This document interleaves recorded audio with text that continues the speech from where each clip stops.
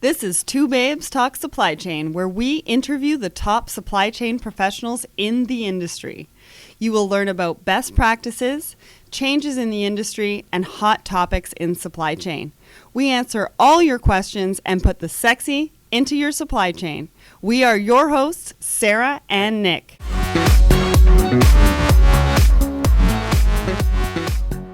So, Nick, how's it going? It is not bad, Sarah. It's been a crazy month, though. It must have been about 4 or 5 full moons, because, work here has been crazy. I had some crazy issues and stuff. We got a crazy forest fire out west in Canada. Yeah, I know. I've been hearing about this. Big forest fire. Actually, I know a few people that actually took some people in Edmonton. Really? That needed help because their house is no longer there. Well, maybe we should tell the viewers what we're talking about. So in Fort McMurray, Alberta, I think it was just last week, that there was a huge forest fire that went through, just devastating that community, and they all had to evacuate, I don't know, within a couple of hours, I think? Yeah, it was crazy. Some of the videos I saw online, it was literally like you're driving through hell. Wow. You got ambers, you got the forest fire on the one side of the road. They're trying to go on highway, I think it's called 63, which is, I think, the only main route out. And then next thing you know, the fire jumps on both sides of the road. Wow. And some of those videos I saw were just, it was incredible. Wow. Well, I think a lot of good things came out of it, just from a humanitarian standpoint. You know, like you were saying, a couple of your friends took some of the evacuees in. I mean, it's going to be months before some of those people can get back into their homes. And I know that there's been a lot of donations. I think in 1 week they were saying $60 million people were able to raise in cash through the Red Cross, I believe. That is amazing. Yeah. I wish there was more people like this. And it was actually the other day I was at Customs. I was talking to a Customs officer, and he told me a nice touching story that he actually cleared a dog. So there was a person that had to evacuate Fort McMurray, and they came to Ontario for family or whoever they were staying with. And somebody in Fort McMurray actually found their dog and shipped it all the way to Ontario for them and paid all the charges, so they just had to come and pick up their dog. Yeah, the pet side of this whole story is really quite sad, because some people weren't able to get back to their homes to get their pets. I mean, I know our sponsor, Ice Corp, is actually putting together donations right now of actual pet supplies.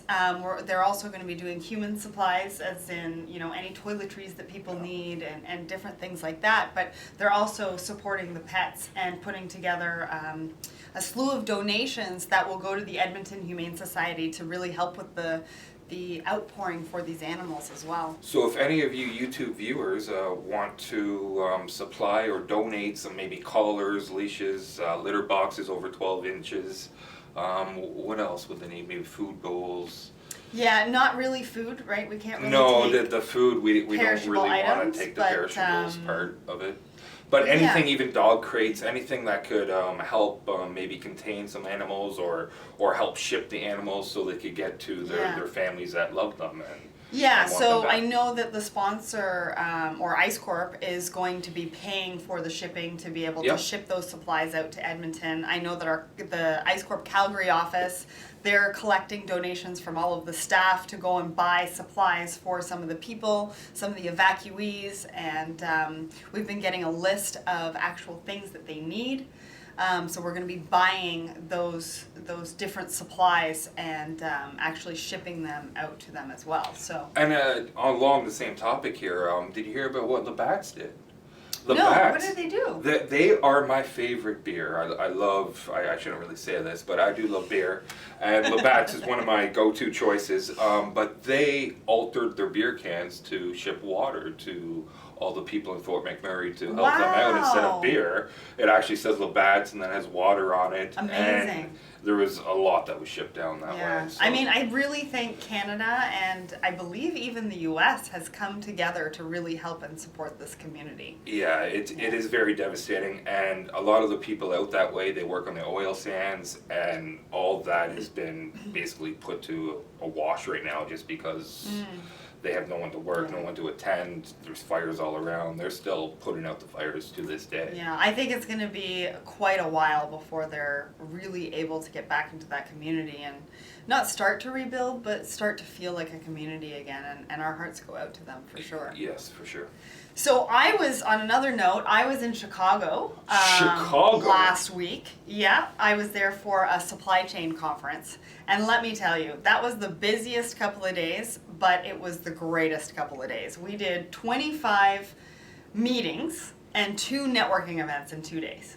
Wow, you were busy? It was. When did you sleep? It was a whirlwind. You know what? I don't even know when I slept. But let me tell you, I did find time for food. So. And hold on, the food out there, I heard really good things about the food, especially the pizza, because it's not like New York style. It's a bit different. How is it different? So amazing. So the first night that we were there, we had to do some networking, but then we went out for deep dish pizza because that's what I wanted. I was like, if I'm going to go to Chicago and I don't have a lot of time, I at least want to try some deep dish pizza. So we went to Lou Maltinati's. Lou Maltinati's? Yeah, it's a chain. We didn't get there till like 8:30 at night, and it was super busy. Like there was almost not a table for us. Oh, wow. And it was on a Sunday night. And what did you have on this pizza? Well, there was the Lou's Original, which had spinach, mushrooms. I can't remember what else, but that was delicious. And I can't remember what the other one was called, but that one had Italian sausage on it, and that was also very good. So what we did was we had one pizza between the 4 of us, because you can imagine with deep dish pizza, Literally, yeah. It's still filling, right? So we had half and half, so that everybody was able to try one of each.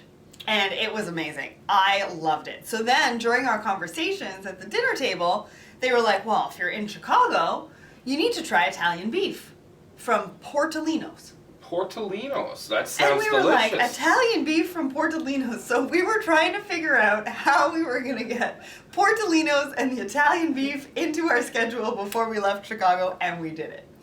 So we met somebody there who was originally from Chicago, and he had a car, and he was heading to the airport at the same time as us.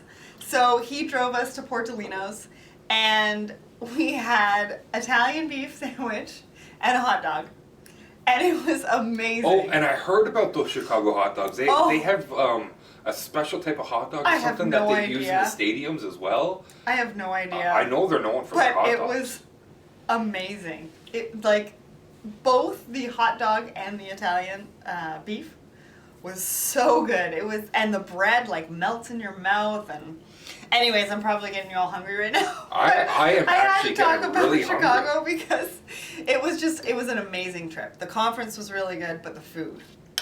If you're going to Chicago, Lou Maltinati's and Portolino's for Italian beef. See, when I'm with my boys, we always call pizza za. So would you call that deep dish za? I have no idea.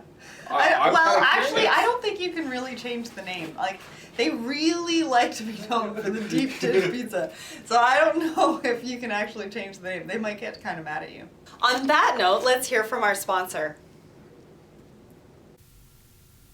Today's podcast is brought to you by ICE Corp, the one source, one solution, one company for all your supply chain needs. Visit them at icecorp.ca. That's ICECORP.ca. So today we spoke to Andrea Stroud from APQC about the research that they've done on making millennials part of the team, and especially the supply chain team. I mean, you, Nick, as a millennial, what did you think about the conversation? I thought that she covered all aspects, and I think that our viewers are really going to enjoy this one. She definitely did cover everything that I had questions to or wasn't sure about. Also, congratulations, Nick, you are a millennial. That is a good note. I also learned some stuff and more understanding of my own thought process of how I come to work and want to know everything. Where some of the people I work with, I shouldn't say a lot, but some of the people I work with, they're old school, they're set in their ways, they only want that little piece of the pie, where I'm a greedy guy and I like the whole pie. Lemon meringue is my favorite. So you want to learn more, you want to learn everything that you can about the company that you're working with. I always want to do this just because if somebody's not here and you need to cover, I want to know a bit about everything. I don't want to be a master at anything. I want to be knowledgeable about everything. Right. That's a great point. I mean, Andrea really covered all aspects, and that is a really big part of the millennial culture, is wanting to move laterally. They want to know everything that they can about the organization. They want to absorb as much knowledge as possible. So on that note, we really, really think that you're going to enjoy this episode with Andrea. Hi everybody, welcome to Two Babes Talk Supply Chain. We're here with Andrea Stroud from APQC. Andrea Stroud is the Research Program Manager for APQC's Supply Chain Management and Product Development Research. In her role, she focuses on uncovering and sharing supply chain management and product development benchmarks and best practices. Since joining APQC in 2013, Andrea has conducted research projects in some of the following topic areas: talent management in the supply chain, supplier collaboration, top performers in procurement, improving procure-to-pay processes, as well as managing IT risk in the supply chain. She has served as a media source for supply and demand chain executive, Supply Chain Brain, Kinaxis Supply Chain Expert Community, MyPurchasingCenter, and SupplyChainOpz. Welcome, Andrea. Thank you for being with us today. Thank you for having me. I'm glad to have the conversation with you. Yeah, so today we're talking about making millennials part of the team, and I actually met Andrea back in the fall when she was doing a presentation about this very subject. So we're really excited to have you on the show, and we're really excited to get started on the conversation. Yeah, and you know what? I found out 2 weeks ago that I might be a millennial. For the whole 31 years, I was born in '84, I was always told I was Generation X. So when do these millennials start? Like, when is the age group or the age range for millennials? Because I always assumed I was Generation X. Well, you are actually. So the ages actually do vary based on the research that you're looking at. Some of them actually start in 1982, and some of them actually start in 1980. So the range typically goes from 1980 to 2000. But I've also seen research where it goes from 1980 to 1995. But the standard, and most people follow the 1980 to 2000. So you are definitely a millennial. I'm a millennial! So tell us a little bit about your research about millennials and making them a part of the supply chain team.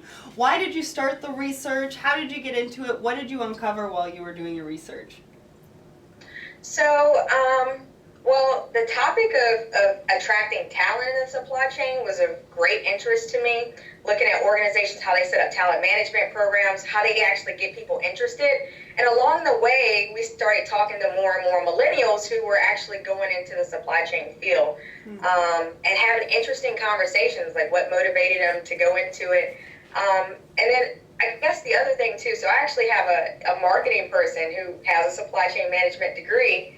And I asked her when I first came on board, I said, why are you not working in supply chain? What made you go into marketing? And she says, what better person to market supply chain management research than someone who has some knowledge about supply chain management? So I think it was really interesting to kind of see how supply chain professionals were really to apply what they had learned either in their field or even in other fields to really advance supply chain and take it to another level.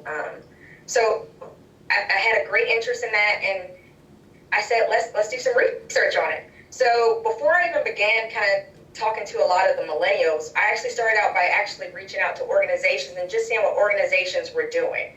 So what it is that they were looking for in a supply chain professional, where the skills gaps were, and that was our first study. So we did that study back in 2014 on recruiting and developing talent in the supply chain. Okay. And then just this past year, we did one on attracting talent, which brought in a lot more of the conversations with the millennials and other supply chain professionals as well. Yeah, because supply chain has really developed into this like really big component for companies.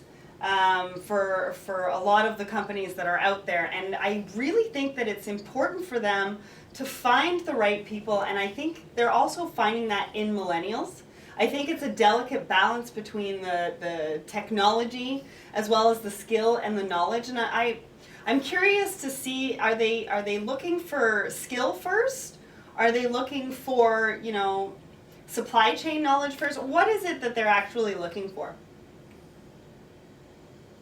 So, are you still there? Yeah. We're here. Oh, okay, sorry, Yeah. it phased out for a second. So in our research, one of the things we kind of found out, so it's a balance. It's a balance of that skill piece, the soft skills, both, and the technical skills. So for technical, for example, we saw that they were really looking at, you know, procurement, inventory management, supplier management. Mm-hmm. Those were the things that they actually saw the candidates were most prepared for. But when they were asked, you know, what is it that the supply chain professionals are missing, that millennials are missing when they come in? And it was really the financial piece, the international experience piece, Okay. As well as the kind of research, having a lot of research, a strong research background piece, but the soft skills. And those are things that a lot of organizations kind of help train millennials on through a mentoring process. A lot of millennials don't come in with that. They come in with a lot of technology experience they've learned from their universities. They come in, and you mentioned technology, and that's such a big piece, and I'm going to talk about that a little further, but the technology is big. Something as simple as using Excel was really big. Using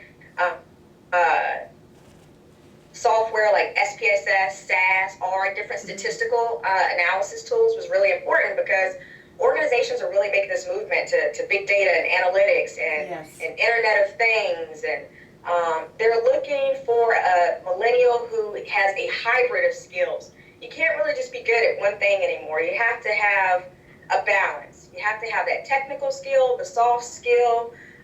You have to be adaptable, because we all know that the supply chains change every day. It's constant change. Yes. The average millennial or any supply chain graduate coming out, the technology they learn is already headed towards being obsolete when they graduate, because new technology is being developed every day. Wow. Yeah. Scary, eh? Really scary. It's scary, but it's exciting. And so I think what we're also seeing is, like, millennials they come with this, they want to be engaging with the leadership at the companies that they come into. So they don't want me just talk that and just give facts to them, but they really want to be a part of the change that's happening within supply chain, the improvements that are happening at organizations. One of the things we hear every day is, you know, I really want to learn as much as I can. Every millennial that I've spoken to who are supply chain professionals said that I want to go into an organization, I want to learn everything I can, because even they felt that the business piece, knowing that having that business knowledge was something that they were missing. Mm-hmm. But if they can take what they already know with the technical and the analysis skills that they've learned, and then they can actually learn the business skills, that you have a rock star on your hands at an organization. When you have someone that's innovative and they are ready to come into your organization, hit the ground running, and all you have to do is just, you know, mentor them and collaborate with them. That's what they're really looking for, that collaborative environment. Yeah, it's interesting. One of the other things. Sorry, go ahead. No, well, it's interesting because I was reading something about how they would rather move laterally than actually, vertically in the organization. Because you're right, they want to learn and absorb as much information as they possibly can. They want to be in the different departments because they don't feel like they can really help or make enough of a difference without knowing each component. No, absolutely. And there's no fast track to leadership roles and management in supply chain. You really, in order to be an effective leader, you really have to understand the different areas within supply chain, understand how they work together. You have to break down silos and communicate between those different groups, and not just in supply chain, but for example, procure-to-pay, because that's another area that I research. One of the things that we've seen, for example, with procure-to-pay is you will often see either it be supply chain management millennials coming, or even finance millennials coming into work in procurement. And what they're able to do is break down these silos that exist between the procurement group and accounts payable. Because one, they're communicators, and they are going to want to communicate and see how processes can be improved. So they're going to be talking back and forth, and that's a key point for integrating millennials into the organization, is really that collaboration and communication piece. But really, the procure-to-pay is one we see with that. In manufacturing, we often see millennials kind of come in and with engineering degrees, and they are really innovative. And you also have to give them room to innovate, give them that time to innovate. But these are some of the things that we've been seeing with some of the millennials in the supply chain area. Yeah, and supply chain is such a broad topic. We were talking about that in our last podcast, the difference between supply chain and logistics. Supply chain, end-to-end supply chain, there's so many different moving parts, and there's so many things that millennials can get involved with, that they can really learn about and really figure out. It's almost like a doctor. Figure out which is their niche and which one they really want to be a part of. Absolutely, and that goes back to what we were talking about earlier. Working in the different areas really kind of helps millennials and just supply chain professionals in general really figure out what areas they really want to work in, where their strengths really lie, and where they need additional development. It's really important for organizations to really be working with new supply chain professionals coming in, so that they can really see, what is it that I hope to achieve within this year, 5 year, 10 years at the organization. What do I hope to achieve? What do I need development on? So organizations should definitely be having development plans, involving them in some of the succession planning of retirees, people who are about to retire, because there's a lot that can be learned and a lot that can be shared. And part of that, too, is making sure that the organizations have like an effective knowledge management program where they are actually collecting and identifying information and finding ways to really get that out to the millennials coming in. Don't hoard the information at your organization, because millennials can take some of the information that you're sharing and they can really run with it and take it to another level and develop it further. It's not something that just should sit and hide in a folder somewhere. It's something that they should really be looking at and thinking through and working on critical thinking to do more things and to be innovative. That's a great point. And now we just did actually a blog around supply chain and designations and different things like that. Where are you seeing the millennials coming out of from an education standpoint and going into the workforce for supply chain? Like where are you seeing most of them coming out of? So do you mean in terms of, I do. Do you mean in terms of universities, or do you mean in terms of what? Yeah, maybe programs, designations, or what? Maybe programs, designations, universities. Like for the corporations that are looking for those millennials with some of those skills, where would they go to look for those millennials? So one of the things that a lot of organizations are doing. Well, we're seeing supply chain programs pop up everywhere. Right. Places like Texas A&M, U of A has supply chain programs. TCU, Michigan, you're seeing them everywhere popping up. But a lot of them are going to recruiting events to get millennials. A lot of them are connecting not necessarily just with supply chain management programs, but they're also looking at engineering programs, because you'd be surprised at how important it is to have engineering involved, not just in the manufacturing space, but I actually had a call with a tech company the other day, and they were talking about their procurement group and how they were bringing in more engineers to actually work in procurement, because they already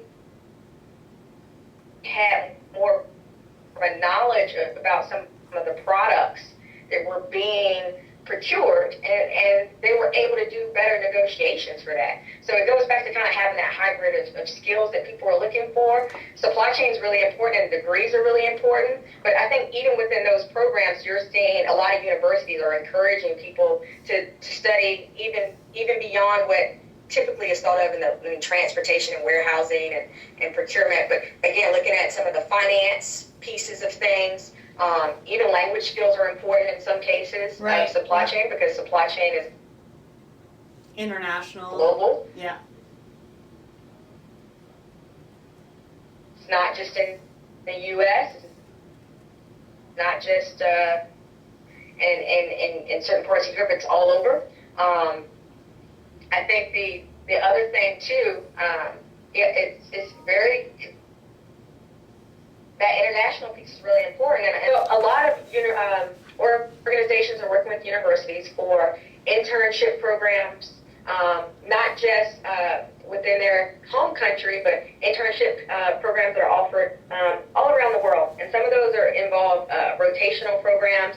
A lot of companies have rotational programs when millennials and new hires come in, so that they are actually spending time not just in different areas of supply chain,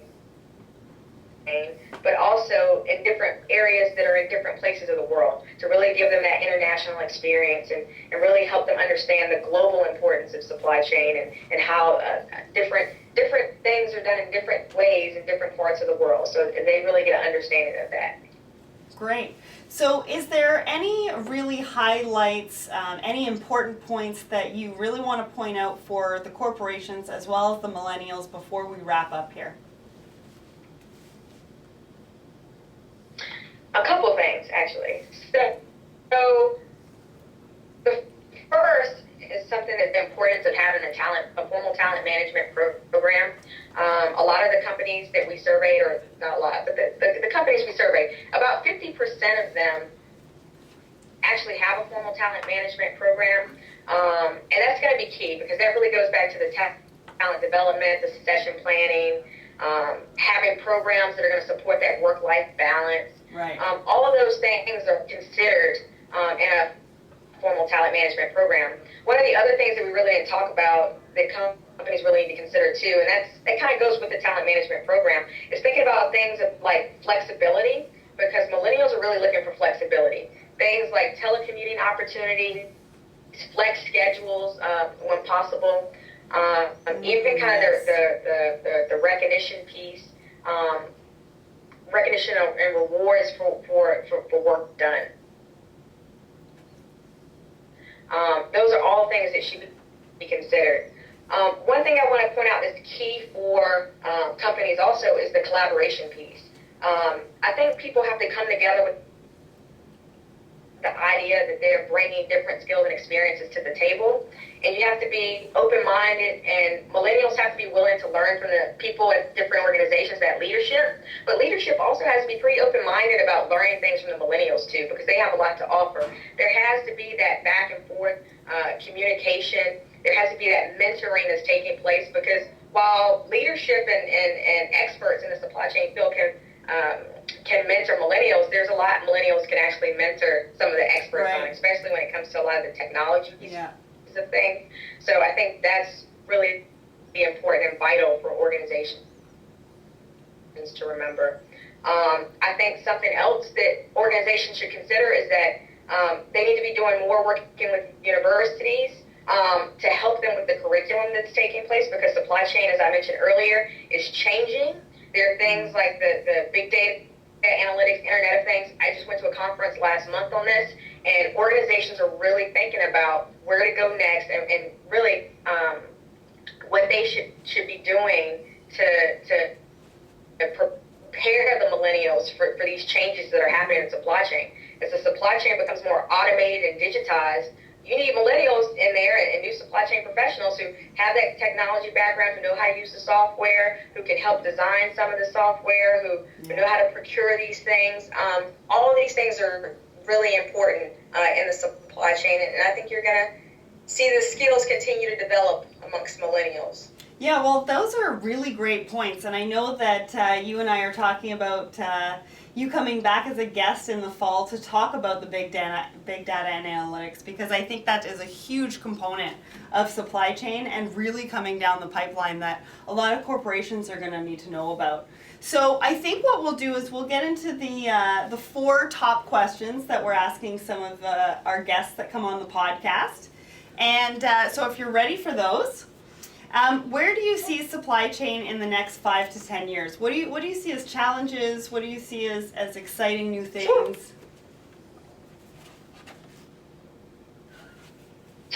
So, and I know I mentioned this, but I really feel like the big data and analytics piece, as well as the Internet of Things, this is something that a lot of supply chains are just starting to think about. A lot of them haven't necessarily implemented some of those things.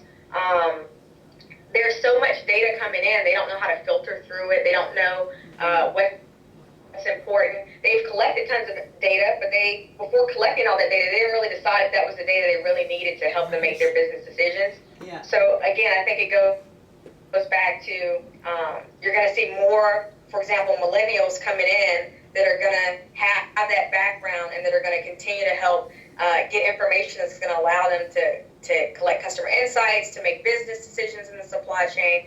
I think you're going to see it go, again, more technology, more data. Okay, that's great. I would tend to agree with you. There's a lot of data coming into corporations and companies, and I just don't think they know what to do with it, majority of the time. They don't. So what are the biggest changes that you've seen in the last 10 years of supply chain? So one of the changes is we've seen more supply chain universities popping up. Okay. And more people going into the supply chain field. More specifically because you have these baby boomers that are retiring. So we've been seeing a retirement boom. And you have more people that actually know what supply chain is. There's so many people that didn't know what supply chain is. Every day I'm asked, what is supply chain? What are the different aspects of it? And no, it's true. And I think you're going to see more people that know what it is, more people that want to go into the field, because I think you're also going to see a lot more females in the supply chain. I went to an oil and gas supply chain conference just a month ago, and some of the ladies there, we were discussing how so many more females were coming into the field, and they were, learning how to work in a field that's been male-dominated, and really using the skills that they've learned. Some of them don't have supply chain degrees; they have degrees in other areas, but really thinking about how they're applying what they've learned in other areas of study to the supply chain to really advance it and make it more innovative. So I'm really excited to see that, and I think we're going to see more of that as time goes on. And of course, we're going to see more technology. Yeah, I love the point about more women. I mean, being in the logistics end, it's very male dominated, and it's really nice to see a lot more women coming into the logistics part of the supply chain. And getting more involved and getting out there and really learning about the industry. So I really like that one. So I guess we've really covered this in our talk today, but what do companies look for in supply chain talent specifically? Like if there's maybe give me top 3 things that companies are usually looking for in supply chain talent. So they're looking for adaptability. Good point, yeah. So supply chain professionals absolutely have to be adaptable because supply chains are constantly changing. They're also looking for that comfort in technology because with those changes and technology being implemented, that's pretty essential for them. But I think the other piece really goes to the soft skills that organizations are looking for. So kind of the customer focus, the problem solving, the business ethics, that sort of thing. They're really looking for those. That's great. I think our viewers are really going to take a lot from this. Thank you so much, Andrea. This has been a great subject. I think everybody's talking about it. you know, millennials in supply chain talent in general. I think this is a really big topic, and we really appreciate you being on today. Lots of great insights. I think our viewers are going to take a lot from this podcast.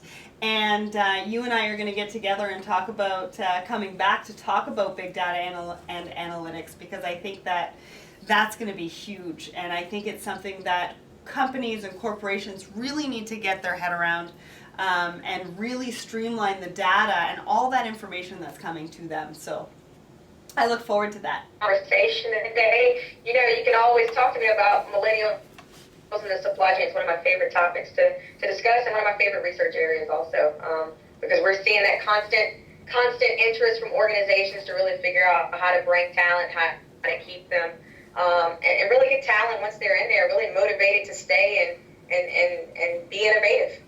Yeah, we love it. Your passion comes through on Skype, and we hope that it comes through for our viewers as well, because it's a great subject, and you guys have done some really good research on it. So thank you again for being here with us today, and we look forward to having you back in the fall. Yes. All right, thank you. I look forward to speaking with you all again. Just want to say a big thank you to Andrea Stroud from APQC coming onto the show today and giving us all the information about millennials, making millennials part of your supply chain team. So join us on our next episode, where we interview Steve Robinson from Robinson Distribution, where we're going to be talking about the Internet of Things and how it affects supply chain management. Sarah, we forgot to do the acronym of the day. I got a beautiful acronym for today. It's called IOR. That means Importer of Record. Remember, folks, if you have any questions or would like help on any acronyms you'd like to know, you could email us at listener@twobabestalksupplychain.com. And also, to end this, remember, ship happens.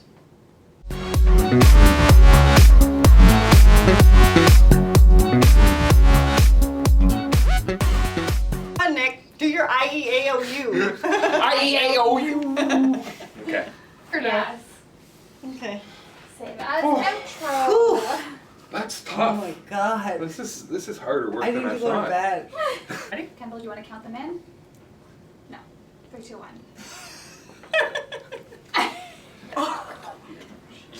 Just do it.